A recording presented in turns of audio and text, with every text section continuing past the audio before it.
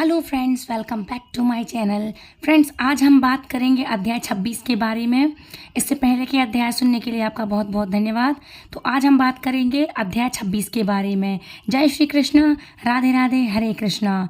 तो आज की कथा, इससे पहले के अध्याय में आपने जाना था कि किस तरह देवी अदिति ने सूर्य देव के लिए तपस्या की थी और उनकी स्तुति से प्रसन्न होकर के सूर्य देव ने उन्हें प्रत्यक्ष दर्शन देकर उन्हें मनवांछित वरदान दिया था कि वे उनके गर्भ से अवतरित होंगे। वरदान पाकर देवी अदिति तपस्या से निवृत्त हो गई। इसके बाद सूर्यदेव की सुमना नाम वाली किरण, जो सहस्त्र किरणों का समुदाय थी, देवी माता अदिति के गर्भ में अवतरित हुई। देव माता अदिति एकाग्रचित होकर के कक्ष और चांद यण आदि वस्त्रों का पालन करने लगी। यह सब देख करके एक दिन महर्षि कश्यप ने कुछ क्रोधित होकर कहा कि तुम हर दिन उपवास करके अपने गर्भ के बच्चे को नष्ट क्यों कर रही हो। यह सुनकर वह कहने लगी कि देखिए, यह रहा गर्भ का बच्चा। मैंने इसे नहीं मारा है, बल्कि यह तो स्वयं ही अपने शत्रुओं को मारने वाला होगा। ऐसा कहकर देवी अदिति ने उस गर्भ को ही अपने पेट से बाहर कर दिया। वह अपने तेज से प्रज्वलित हो रहा था। उदय का सूर्य के समान तेजस्वी उस गर्भ को देखकर कश्यप जी ने प्रणाम किया और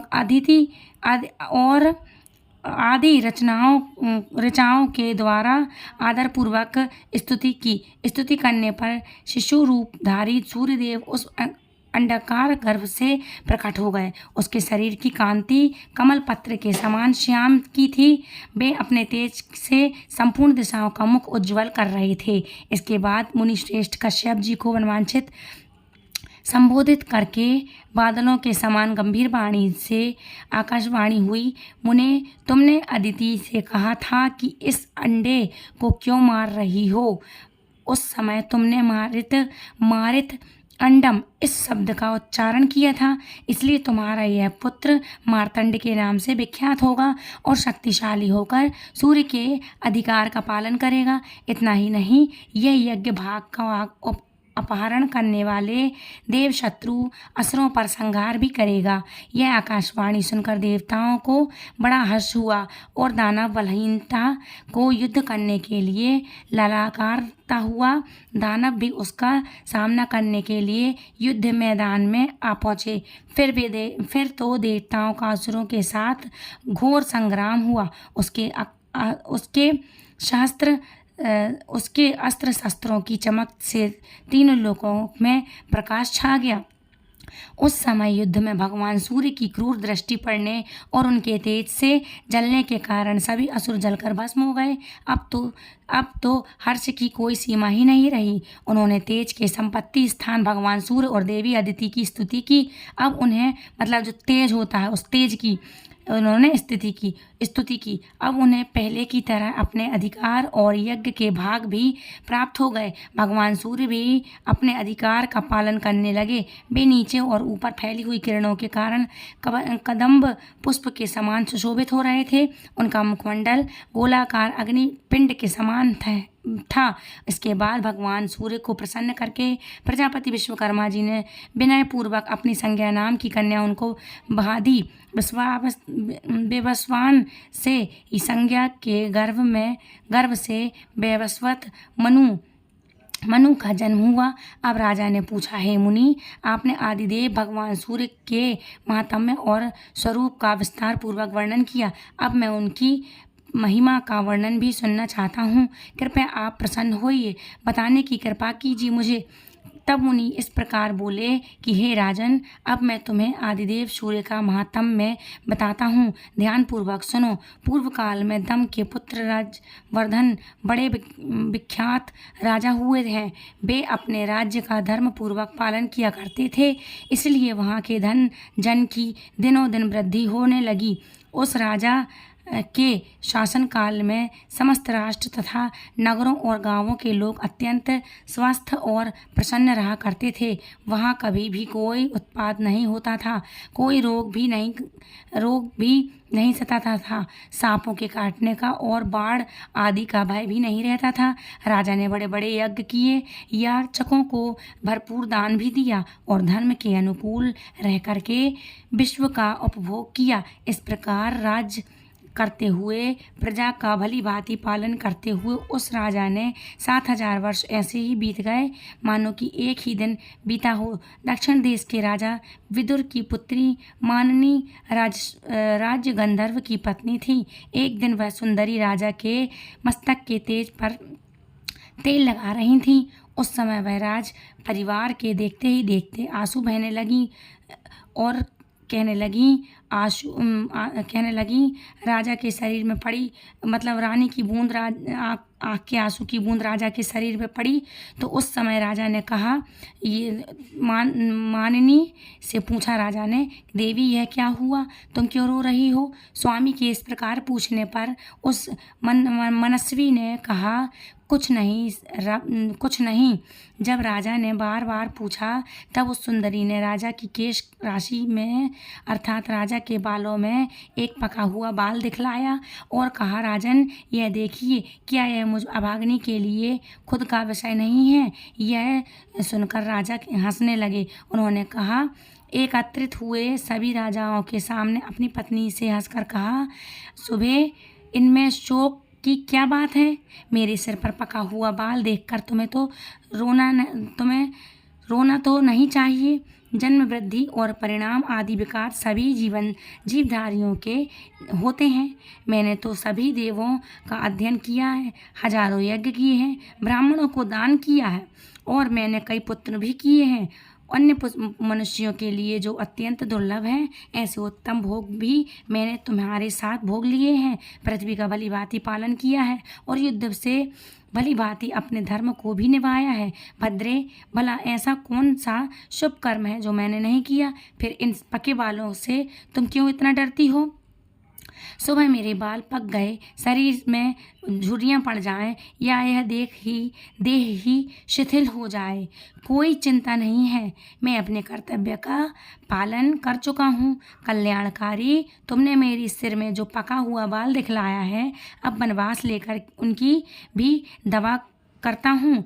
पहले बाल्यावस्था और कुमारावस्था में तत्काल उचित कार्य किया जाता है, फिर युवा अवस्था में उचित अर्थात जो युवा अवस्था में किए जाने वाले कार्य होते हैं वह किए जाते हैं और बुढ़ापे में वन का आश्रय लेना ही उचित माना जाता है। मेरे पूर्वजों और उनके भी पूर्वजों ने ऐसा ही किया है, इसलिए मैं तुम्हारे आंसू बहाने का कोई कारण नहीं देखता।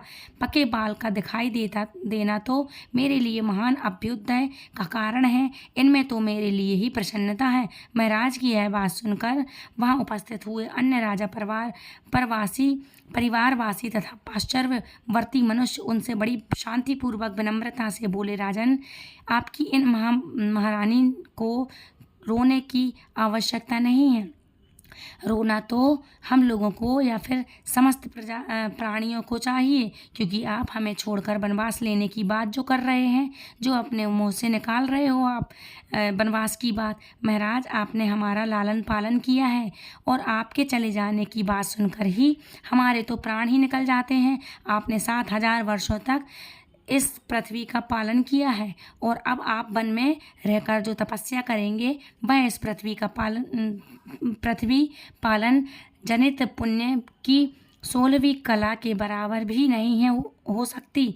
तब राजा कहने लगे कि मैं 7000 वर्षों तक इस पृथ्वी का पालन किया मैंने, अब मेरे लिए वनवास का यह समय आ गया है। मेरे कई पुत्र हो गए और मेरी संतानों को देखकर थोड़े ही दिनों में यमराज जी को भी मेरे यहाँ रहना पसंद नहीं रहेगा। नागरिकों, मेरे सिर में जो यह सफ़ेद बाल दिखाई देता है, इसे अत्यंत भयानक कर्म करने वाली मृत्यु का दूत ही समझो। इसलिए मैं राज्य पर अपने पुत्र का अभिषेक करके सभी भोगों को त्याग दूंगा और वन में रहकर तपस्या करूंगा। जब तक यमराज के सैनिक नहीं आते तब तक यह सब कुछ मुझे कर लेना है। इसके बाद वन में जाने की इच्छा से महाराज ने ज्योतिषियों को बुलाया और पुत्र के राज्याभिषेक के लिए शुभ दिन और लगन पूछे। शुभ लग्न पूछा। राजा की बात सुनकर वे शास्त्रदर्शी ज्योतिषी भी व्याकुल हो गए। उन्हें दिन लगन और होरा आदि का ठीक ठाक ज्ञान भी नहीं हो सका। उसके बाद अन्य नगरों, अधीनस्थ राज्यों और उस नगर से भी बहुत से श्रेष्ठ ब्राह्मण आए और वन में जाने के लिए उत्सुक राजा राज्यवर्धन से मिले। उस समय उनका माथा कांप उठा। वे कहने लगे, राजन, हम पर प्रसन्न होइए और पहले की तरह अब भी हमारा पालन कीजिए। आपके वन में चले जाने पर समस्त जगत संकट में पड़ जाएगा, इसलिए आप ऐसा प्रयास करें जिससे इस जगत को कोई भी कष्ट ना हो। हरे कृष्णा। आज के अध्याय में इतना ही। अब बात करते हैं अध्याय 27 के बारे में। श्री मार्कंडेय मुनि जी कहते हैं, इष्टवागु न भर्ग, रिष्ट नारी शत न भग, प्रसद और धृष्ट यह वैवस्वत मुनि के पुत्र थे जो अलग अलग राज्य के पालक हुए। इन सब की कीर्ति और यश बहुत दूर तक फैला हुआ था और वे सभी शास्त्र विद्या तथा शस्त्र विद्या में भी पारंगत थे। विद्वानों में श्रेष्ठ मनु ने एक श्रेष्ठ पुत्र प्राप्त करने की इच्छा से मित्रावरुण नामक यज्ञ किया। उसमें होता के दोष से विपरीत आहुति पड़ने के कारण पुत्र न होकर इला नाम की सुंदर कन्या उत्पन्न हो गई। कन्या उत्पन्न हुई देखकर मनु ने मित्र और वरुण का स्तवन किया और इस प्रकार कहा, देवरों, मैंने इस उद्देश्य से यज्ञ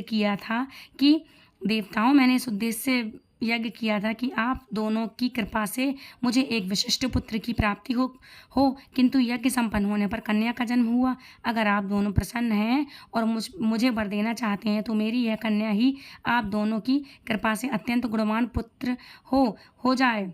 उन देवताओं ने तथास्तु कहा, जिससे वही कन्या इला तुरंत ही सुदन नामक पुत्र के रूप में बदल गई। मनु कुमार सुदन एक दिन वन में शिकार खेल रहे थे। वहाँ महादेव जी के कोप से उन्हें पुनः स्त्री रूप को हो जाना पड़ा। उस समय चंद्रमा के पुत्र बुध ने इला के गर्भ से पूर्वा नामक चक्रवर्ती पुत्र उत्पन्न किया। पुत्र हो जाने के बाद राजा सुदम ने अश्वमेध नामक महान यज्ञ करके फिर से पुरुष रूप को प्राप्त कर लिया। सुदम के 3 पुत्र हुए जो उत्कल, विनय और यज्ञ के नाम से प्रसिद्ध थे। उन्होंने धर्म में मन लगाकर फिर इस पृथ्वी का पालन किया। राजा सुदम ने जब स्त्री के रूप में थे तब उनके गर्भ से पूर्वा का जन्म हुआ। पूर्वा बुद्ध के पुत्र थे, इसलिए उन्हें सुदन के राज्य का भाग नहीं मिला। इसके बाद वरिष्ठ जी के कहने से पूर्वा को प्रतिष्ठान नामक एक उत्तम नगर दे दिया गया। दिष्ट नाम के एक राजा थे जिनके पुत्र का नाम नाभा था। नाभा यह जो मनु पुत्र नाभा है उससे अलग है। यवन के आरंभ में ही उनकी दृष्टि एक वैश्य कन्या पर पड़ गई थी जो बहुत ही सुंदर थी। उसको देखते ही नाभा का मन काम के अधीन हो गया। उसने उसके पिता के पास जाकर वह कन्या मांगी। वैश्य ने देखा कि राजकुमार का मन अपने वश में नहीं है, वे काम के अधीन हो गए हैं। तब उसने हाथ जोड़कर बड़े विनीत स्वर में उससे कहा कि राजकुमार, आप लोग राजा हैं और हम लोग कर देने वाले भृग्य हैं। मैं आपके बराबर नहीं हूँ, फिर हमारे साथ आप वैवाहिक संबंध भला कैसे करना चाहते हैं? राजकुमार ने कहा, काम और मोह आदि ने मानव शरीर की समानता सिद्ध कर दी है। मुझे आपकी कन्या पसंद है, इसलिए उसे मुझे दे दो, नहीं तो मेरा यह शरीर जीवित नहीं रह सकता। वैश्य बोला, हम और आप दोनों ही राजा के अधीन हैं। पहले आप अपने पिताजी से आज्ञा ले लीजिए, फिर मैं अपनी कन्या दूंगा और आप उसे ग्रहण कर लीजिएगा। राजकुमार कहने लगा, गुरुजनों के अधीन रहने वाले पुत्रों को उचित है कि वे अन्य सभी कर्मों में गुरुजनों से पूछें, किंतु ऐसे कामों में पूछना ठीक नहीं है। ऐसी बातें तो उनके मुख से निकालना भी कठिन है। कहाँ काम चर्चा और कहाँ गुरुजनों को सुनना, यह दोनों तो एक दूसरे के विरुद्ध हैं। हाँ, अगर कोई और काम हो तो उनसे पूछने में कोई भी हर्ज नहीं है। वैश्य कहने लगा, ठीक है, आप अपने पिताजी से पूछें तो आपके लिए यह काम चर्चा हो सकती है, किंतु मेरे लिए यह काम चर्चा नहीं है, इसलिए मैं ही पूछूंगा। वैश्य के ऐसा कहने पर राजकुमार चुप हो गए। तब उसने राजकुमार का जो विचार था वह सब उसके पिता से कह सुनाया। तब राजकुमार के पिता ने रोचक आदि श्रेष्ठ ब्राह्मणों तथा राजकुमार को भी महल में बुलाकर मुनियों से सारा वृत्तांत निवेदित किया और कहा कि इस विषय में जो कर्तव्य हो उसके लिए आप लोग आज्ञा दीजिए। तब ऋषि बोले, राजकुमार, पहले तुम्हारा विवाह किसी मूर्धा विशत राजा की कन्या से होना चाहिए, इसके बाद यह वैश्य कन्या भी तुम्हारी पत्नी हो सकती है। ऐसा कहने से दोष नहीं लगेगा और नहीं होगा। पहले ही वैश्य कन्या का अपहरण करने पर तुम्हारी उत्कृष्ट जाति चली जाएगी। मार्कंडेय सुनकर नाभा ने उन महात्माओं के वचन की अवहेलना कर दी, उसे अनसुना कर दिया और घर से निकलकर तलवार हाथ में लेकर के वह कहने लगा, मैंने राक्षस विवाह के अनुसार इस वैश्य कन्या का अपहरण किया है। इसकी सामर्थ्य हो वह इसे मेरे हाथ से छुड़ा ले। वैश्य ने उस कन्या को राजकुमार के चंगुल में पड़ी देखकर त्राही त्राही करते हुए उसके पिता की शरण ले ली। तब राजकुमार के पिता ने क्रोधित होकर बहुत ही बड़ी सेना को आज्ञा दी कि तुम दुष्ट नाभा धर्म को अलंकित कर रहा है, जो मुझे कलंकित कर रहा है, इसलिए उसे मार डालो। राजा की आज्ञा पाकर सेना ने राजकुमार के साथ युद्ध प्रारंभ कर दिया। नाभा अस्त्रों का ज्ञाता था, उसने अपने अस्त्र शस्त्रों से बहुत सारे सैनिकों को मार गिराया। राजकुमार के द्वारा सेना के मारे जाने का समाचार सुनकर राजा अपने सैनिकों को साथ लेकर खुद ही युद्ध मैदान में आ गए। फिर तो उनका अपने पुत्र के साथ युद्ध छिड़ गया। उसने अस्त्र शस्त्रों के प्रयोग से राजकुमार की अपेक्षा करके उसके पिता ही बढ़ चढ़कर सिद्ध हुए। इसी समय आकाश से अचानक ही पारिव्राजक पड़े और राजा से बोले, भाग्य पुत्र के साथ युद्ध बंद कीजिए, वह अपने धर्म से भ्रष्ट हो गया है। पुरुष अपने वर्ण की कन्या के साथ विवाह ना करके जिस हीन जाति की कन्या के साथ विवाह करता है, उसी के वर्ण का वह भी हो जाता है। इसलिए आपका यह मंद बुद्धि पुत्र अब वैश्य हो गया है। इसका क्षत्रिय के साथ युद्ध करने का अधिकार नहीं रह गया, इसलिए अब आप युद्ध से निवृत्त हो जाइए। तब राजा अपने पुत्र के साथ युद्ध करने से रुक गए। उसने भी उस वैश्य कन्या के साथ विवाह कर लिया। वैश्य को प्राप्त होने पर उसने राजा के पास जाकर पूछा कि राजन, अब मेरा जो कर्तव्य हो उसके लिए आज्ञा दीजिए। राजा कहने लगा, भव्य आदि तपस्वी धार्मिक न्याय के लिए नियुक्त हैं। वे तुम्हारे कहने के लिए जो भी कर्म धर्म के अनुसार बताए गए हैं तुम उसी का पालन करो। तब राजसभा में रहने वाले भरव्य आदि मुनियों ने नाभा के लिए पशुपालन, कृषि तथा वाणिज्य यही उत्तम धर्म बतलाए। राजा की आज्ञा के अनुसार उसने भी वैसा ही किया। नाभाग ने फिर उस वैश्य कन्या से एक पुत्र हुआ, उसका नाम नभभन था। मार्कंडी कहते हैं। इस पृथ्वी पर विदुर नाम के एक राजा हुए। उनकी कीर्ति बहुत दूर तक फैली हुई थी। उनके 2 पुत्र थे, सुनीत और सुमति। एक दिन राजा विदुर शिकार खेलने के लिए वन में गए। वहां उन्होंने एक विशाल गड्ढा दिखाई दिया उन्हें, जो पृथ्वी के मुख की तरह प्रतीत हो रहा था। उसे देखकर राजा ने सोचा कि यह भयंकर गड्ढा क्या है। क्या लगता है पाताल तक जाने वाली कोई गुफा है। पृथ्वी का साधारण तर्क नहीं, देखने में भी पुराना नहीं लगता। उस निर्जन वन में इस प्रकार सोचते विचारते हुए राजा ने वहाँ सुब्रत नाम के तपस्वी ब्राह्मण को आते देखा और पास आने पर उससे पूछा कि हे महर्षि, यह क्या है? यह गड्ढा तो बहुत ही गहरा है, इसमें धरती का भीतरी भाग भी नहीं दिखाई दे रहा। तब ऋषि ने कहा, राजन, क्या आप इसे नहीं जानते? इस पृथ्वी पर जो कुछ भी है वह सब राजा को जरूर जानना चाहिए। रसातल में एक महापराक्रमी भयंकर दानव रहता है। वह पृथ्वी को जरम भित अर्थात छिद्र युक्त कर देता है, इसलिए उसे कजर कहते हैं। राजन, वह पृथ्वी पर या स्वर्ग में जो कुछ भी करता है उसकी जानकारी आप क्यों नहीं रखते? पूर्व समय में विश्वकर्मा जी ने जिनका निर्माण किया था, वह समंतनु नाम का मूसल उस दृष्ट आत्मा ने हड़प लिया। उसी से युद्ध में वह शत्रुओं का संहार कर रहा है। पाताल के अंदर रहकर उस मूसल से ही वह इस पृथ्वी को विदीर्ण कर देता है और इस प्रकार समस्त अस्त्रों के आने जाने के लिए इस तरह के गड्ढे नुमा द्वार बना देता है। जब आप पाताल के भीतर रहने वाले इस शत्रु का नाश करेंगे, तभी वास्तव में संपूर्ण पृथ्वी के स्वामी हो सकेंगे। राजन, उस मूसल के उस मूसल के बराबर के विषय में विद्वान पुरुष ऐसा कहते हैं कि अगर कोई स्त्री वह मूसल छू ले तो उस दिन निर्बल हो जाता है, किंतु अगले दिन वह फिर से पहले की तरह प्रबल हो जाता है। युवती की उंगलियों के स्पर्श से उसकी शक्ति के नष्ट हो जाने का जो दोष या प्रभाव है, उसे वह दुराचारी दैत्य भी नहीं जानता। राजन, आपके नगर के पास ही उसे यह पृथ्वी में छेद कर दिया है, फिर भी आप निश्चित क्यों हैं? ऐसा कहकर ब्रह्मा ऋषि सुबुत चले गए। राजा ने अपने नगर में जाकर मंत्रियों से परामर्श किया और कजम के विषय में जो कुछ भी सुना था वह सब कुछ कह सुनाया।